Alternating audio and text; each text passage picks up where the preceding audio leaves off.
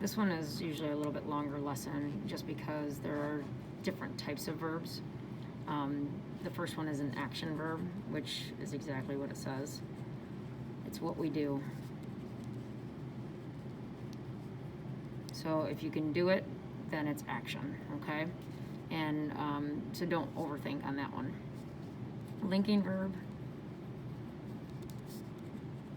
basically links the subject of the sentence to the predicate of the sentence, the predicate meaning anything after the verb, which of course you need to know the verb in order to do that. Links the subject, so that's what it intentionally does, links. And that probably doesn't make sense to you until I give you an example. So not only are there, a lot of the linking verbs are sensory verbs, which are the ones that people tend to struggle with. The other linking verbs are pretty simple. There is are, was, were, be, am, becoming, or become, becoming, being, all of those.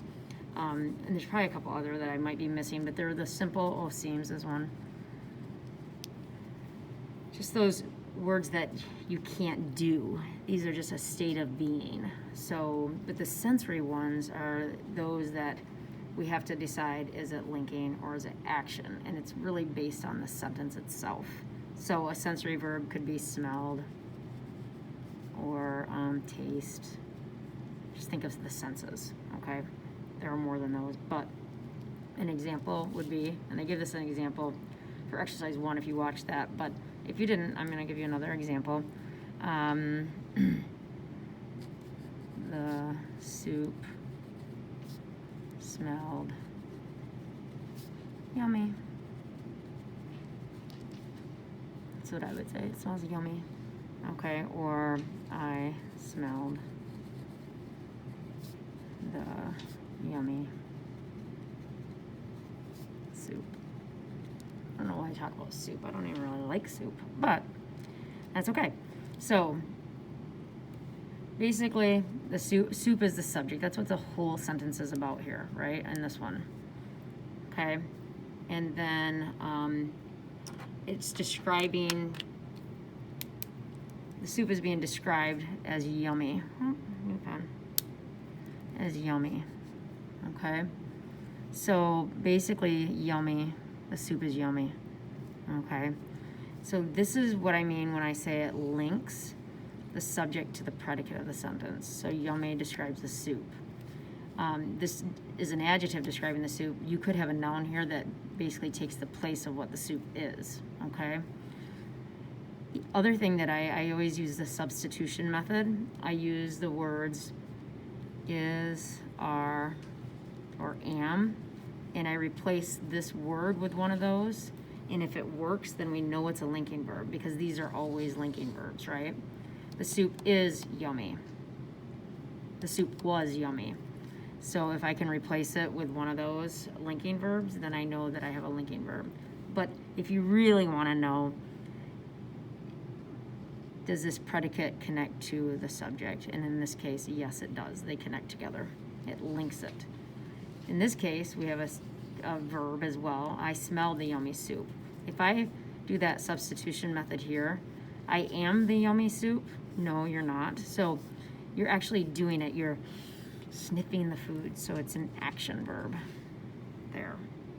Now, in this exercise here, unfortunately, we use a lot of helping verbs. So helping verbs basically, when you're looking at a verb phrase, can be, they're just part of the verb, and they basically help determine when it occurred, so, or when it's going to occur. So if it's past tense, future tense, whatever. So you have to get your helping verbs with that. So a helping verb really just kind of forces the verb to become a certain tense. So you find a main verb, and then you put the helping verbs with it, and then you determine if it's action or linking based on the last word in the verb phrase. Okay, so this is asking for verb phrases. This is a little bit more difficult assignment. I wish I had one that was just verbs alone.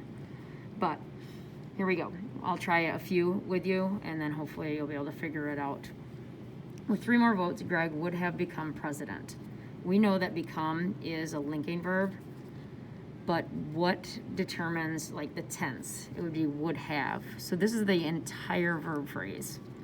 To determine if it's action or linking, you look at the last word in the verb phrase. Okay, would, should, could are always helping verbs. They and might and may, they cannot be used without more verbs. You can't just use would and not put other verbs with it.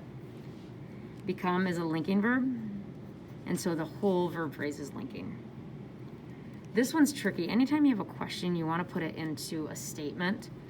Could you ask Gloria to babysit next week? Otherwise, what happens is your verb phrase is separated by another word, and in this case, the subject of the sentence. So you put this in a statement and just put, you could ask Gloria.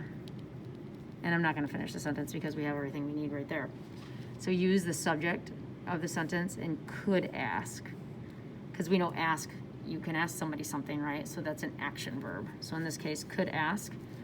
Helping just tells you when it's going to take place. And then we have an action verb, could ask, because we're looking at it based on the last word in the verb phrase. Let's see.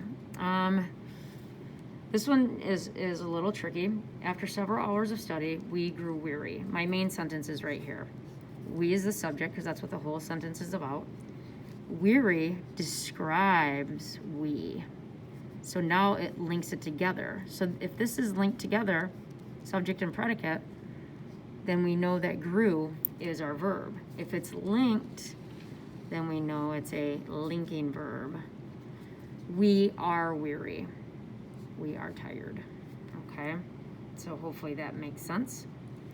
And then I'll do one more. How about number 9? Sub-buildings were opened for inspection. Can you open something? Yes. So we know that this is our action verb, but we need to know the tense when it happened. And that would be were opened. So that's the whole verb phrase, but we base it on the word open, and it is action. So do your best on these. I think hopefully that helps a little bit. I know this video is a little bit longer, but verbs can be a little bit tricky. Okay? Enjoy.